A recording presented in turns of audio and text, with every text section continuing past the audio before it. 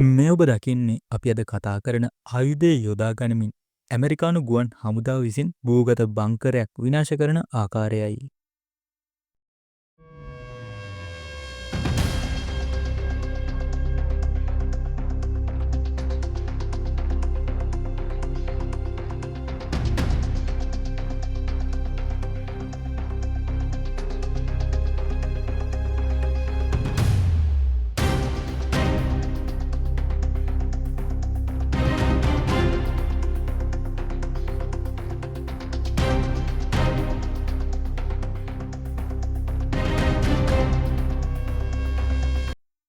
අපි සියලුම දෙනා දන්න කරුණක් තමයි පොළොව අභ්‍යන්තර ත්‍රස්තවාදී වාසස්ථානයක් ආයුධ ගබඩාවක් හදන්නේ ප්‍රධාන වශයෙන් ආරක්ෂාව ගැන හිතලයි.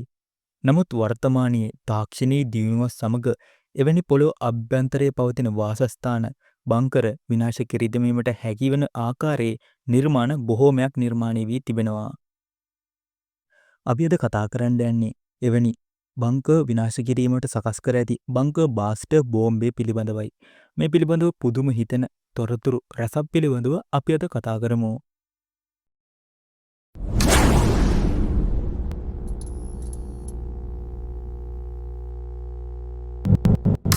මොකක්ද මේ බංකර් බාස්ටර් බෝම්බය කියන්නේ? මුලින්ම අපි මේ ඉතිහාසය ගැන පොඩ්ඩක් බලමු. මේ බංකර් බාස්ටර් නිර්මාණය කරන්නේ ඇමරිකාව විසින්. ප්‍රථම වතාවට භාවිතයට ගන්නේ 1991 ගල්ෆ් යුද කාලයේදී වෙනවා. බංකර් බ්ලාස්ටර් බෝම්බයට අයිති වෙන ඉතා ප්‍රබල බෝම්බ කිහිපයක් පවතිනවා. ඒ වගේ කිහිපයක් තමයි GBU-39, GBU-28, 57 AB, BLU-109. ඒ වගේ කිහිපයක් වෙනවා. මේ ඔබ දකින්නේ GBU-39 බෝම්බය මගින් භූගත බංකරයක් විනාශ කරන ආකාරයයි.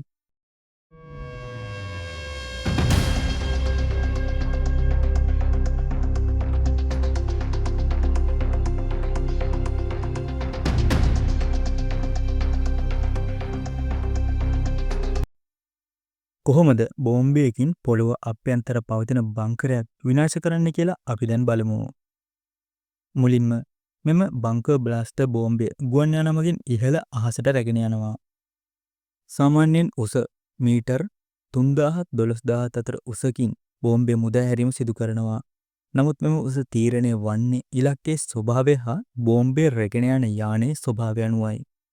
ඒ වගේම තමයි නිවැරදිව ඉලක්කය ලබා ගැනීමට මෙහිදී GPS තාක්ෂණයද භාවිතා කරනවා. බෝම්බේ ඉලක්කය වෙත ගිය පසු ටික වේලාවක් ගත වී පිපිරී යනවා.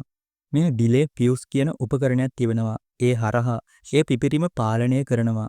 මෙවැනි උපකරණයක් පවතින්නේ බෝම්බය ඇතුළට යන විට පිපිරීමක් ලක් වුණොත් පිටත විනාශය සිදුවන බැවින්. ඒ හේතුවෙන් බංකරයේ ඇතුළට බෝම්බය ගොස් පිපිරීමට අවශ්‍ය නිසා ඩිලේ ෆියුස් උපකරණයක් මෙම බෝම්බය තුළ සවිකර තිබෙනවා. හරි, අපි දැන් බලමු බංකර් බ්ලාස්ටර් බෝම්බයක් ලෙස ප්‍රධාන වශයෙන් ක්‍රියාත්මක වන GBU-28 පිළිබඳව. මෙහි බර රාත්තල් 5000ක් වෙනවා. මේ ප්‍රධාන වශයෙන් පර්වතවලට පහළින් පවතින බංකර් විනාශ කිරීම සඳහා භාවිතා කරනවා. ඒ වගේම අඩි 20ක් ඝන කොන්ක්‍රීට් විනාශ කිරීමේ හැකියාවක්ද මෙයට පවතිනවා. මේ ඔබ දකින්නේ අඩි 20ක් ඝන කොන්ක්‍රීට් තට්ටුවක් විනාශ කරන ආකාරයයි.